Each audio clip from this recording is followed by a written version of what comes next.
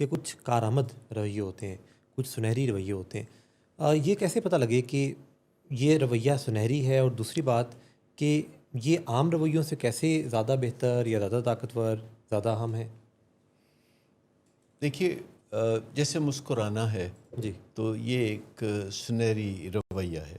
ٹھیک ہے۔ جیسے آپ کسی ریسیپشن پہ ہیں جی اور کوئی آتا ہے، کلائنٹ آتا ہے، جی تو آنکھیں ملانا ہوں اور مسکرانا ہوں اور پھر اپنا نام بتانا جی اور پھر بتانا کہ آپ کیا کریں گے، جی اور پھر پوچھنا کہ میں اور کیا کر سکتا ہوں۔ ہوں اچھا، اب یہ 1 منٹ کے اندر اندر یہ سب چیزیں کی جا سکتی ہیں۔ تو ایسے رویے جو بہت ہی تھوڑی سی ایفرٹ سے بہت زیادہ بہتر نتائج پیدا کر سکتے ہیں، تو ان کو ہم سنہری رویے کہتے ہیں۔ اچھا، اب جیسے کوئی ماں ہے اپنے بچے کو پڑھا رہی ہے، تو وہ اس کو کچھ پڑھاتی ہے اور پھر واپس پوچھتی ہے، اور پھر پڑھاتی ہے، پھر واپس پوچھتی ہے، پھر پڑھاتی ہے، پھر واپس پوچھتی ہے، تو یہ ایک سنہری رویہ ہے۔ لیکن بچے کو 10 فٹ کے فاصلے پہ کھڑے ہو کے گھورتے رہنا کہ وہ پڑھ رہا ہے کہ نہیں پڑھ رہا، اور ڈانٹتے رہنا کہ وہ پڑھ نہیں رہا، یا اس کی جان جو ہے مصیبت میں ڈالے رکھنا، یہ سنہری رویہ نہیں ہے۔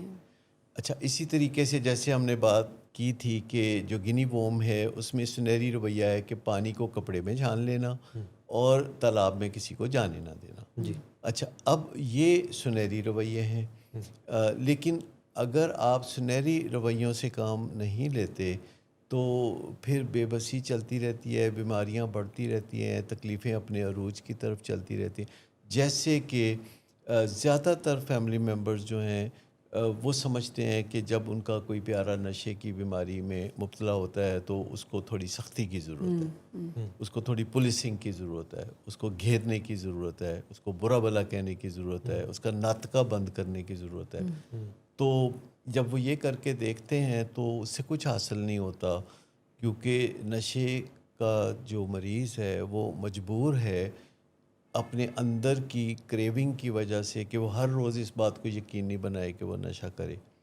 جیسے اگر آپ کسی کو کھانسی کرتے دیکھیں یا وومٹنگ کرتے دیکھیں تو آپ اس کے منہ اور ناک پہ ہاتھ نہیں رکھیں گے کہ یہ وومٹنگ نہ کر سکے یا کھانسی نہ کر سکے، اس سے اسفکسیا ہو جائے گا۔ اسی طریقے سے آپ اگر کسی کو چاروں طرف سے گھیر کے اس کا نشہ روکنے کی کوشش کریں گے تو اس سے لڑائی جھگڑا پیدا ہوگا۔ اچھا، جب لوگ یہ کر کے دیکھتے ہیں تو انہیں نظر آتا ہے کہ کوئی فائدہ نہیں ہوا، تو پھر وہ یہ کرنا شروع کر دیتے ہیں کہ اس کو لالچ دینا شروع کر دینا، لاڈ پیار کرنا، پچکارنا، اور اس کو کہنا کہ اچھا تم یہ کھا لو، وہ کھا لو، خام خواہ منہ چومتے رہنا، ایویں شاباش شاباش کہتے رہنا۔ تو پھر انہیں پتہ چلتا ہے اس سے بھی کچھ نہیں ہوتا، تو پھر وہ بہت پریشان ہوتے ہیں کہ نرمی کر کے بھی دیکھا، سختی کر کے بھی دیکھا، کچھ نہیں ہوا، اور ان کا ذہن یہ کہنے لگتا ہے کہ کچھ ہو ہی نہیں سکتا۔ لیکن جو رویے کام کرتے ہیں والدین کے، وہ یہ ہوتے ہیں کہ اپنے مریض کے ساتھ، جیسے ہر مریض کے ساتھ، کسی بھی بیماری کے مریض کے ساتھ جو ہے، آپ احترام اور عزت کا دامن نہیں چھوڑتے۔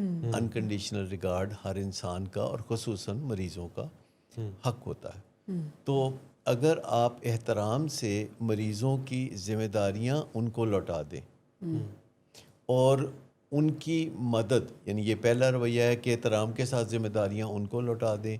دوسری بات کہ ان کے ساتھ صرف آپ ایک تعلق، ایک رشتہ، ایک ناطہ قائم کر لیں کہ میں آج کے بعد آپ کی مدد صرف نشے سے نجات کے کسی معاملے میں کروں گا۔